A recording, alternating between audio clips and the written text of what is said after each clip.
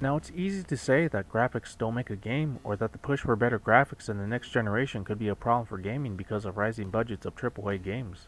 But just saying all that overshadows our understanding of what graphics mean and everything else that goes into game development that includes art design, programming, balancing, promotion, and distribution. Graphics are not the only thing to take into consideration when we think about the problems with rising budgets in game development.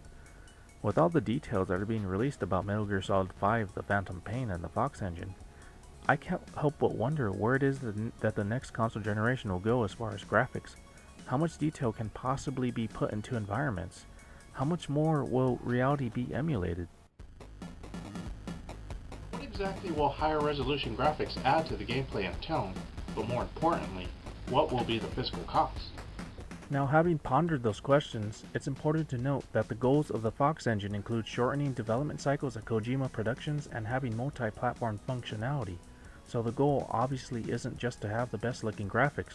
However, whether other game companies and developers are able to make game engines with higher resolution graphics cost effective is a whole other story. But I'm not here to make the case why graphics should or shouldn't matter.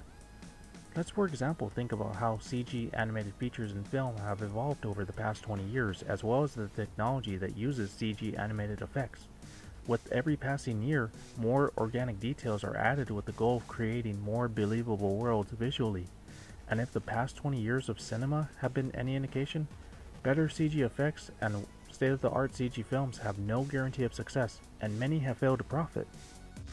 But it also doesn't mean that the film industry will go backwards in technology just to save on production costs, so why would it make sense for the game industry to do that?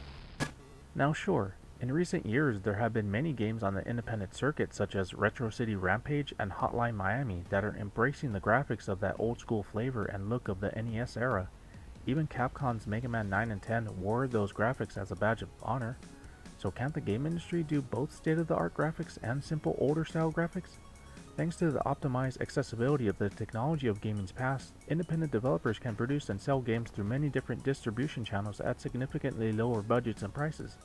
And even massive companies like Ubisoft still deliver games like Rayman and Scott Pilgrim vs. the World.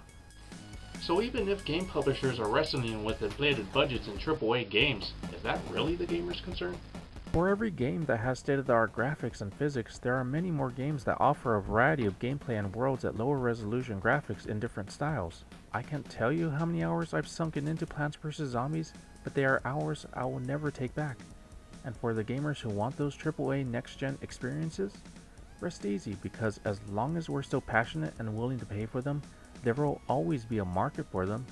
Graphics are just a means to present a game after all. They don't determine my game purchases, and they don't determine the fate of the game industry. And regardless of what happens in the industry, I'm just as eager as other Metal Gear Solid fans to see what Kojima Productions is cooking up for Metal Gear Solid 5. Until then, I may just pay a certain semi-pixelated game a visit. Thanks for watching. Comment, like, or subscribe, and make sure to keep gaming.